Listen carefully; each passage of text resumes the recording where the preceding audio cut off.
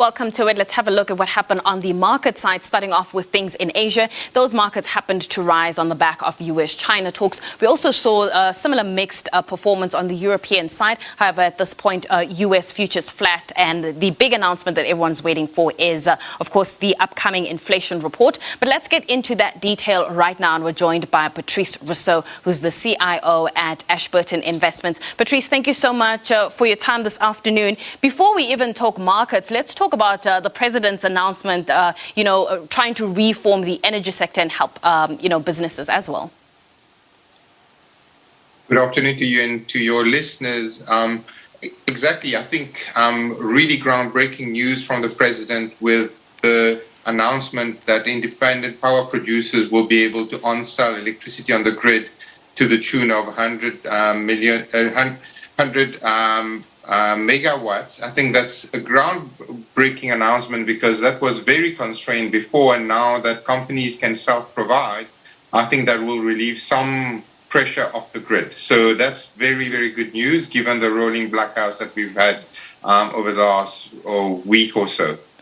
Let's talk about, the last week or so from a markets perspective. How would you characterize the environment right now? Because some market analysts saying it's like sort of a Goldilocks environment. It's not too hot, it's not too cold, it's just right. Do we need a catalyst to ignite things?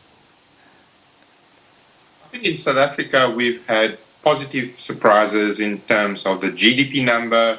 The current account surplus at 267 billion is the second largest on record.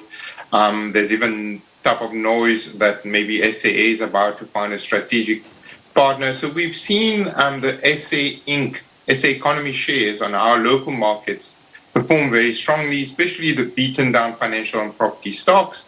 Globally, we've seen markets ticking up. Again, there's a bit of concern, though, sitting on the horizon. Whenever you hear a little bit about the taper tantrums, whether it's the US or the ECB, markets have had the tendency to sell off. And the big news has been inflation globally, especially in the US. We're waiting for an announcement of US inflation numbers. So the bond markets are looking at this. But by and large, global markets are still close to record levels. And we've even seen bond yields, which had sold off quite aggressively since the beginning of the year, coming back a little bit globally. All right, Patrice, before I let you go, you mentioned those U.S. inflation numbers. I mean, what are you expecting, or are you not expecting anything? You're just waiting to be surprised?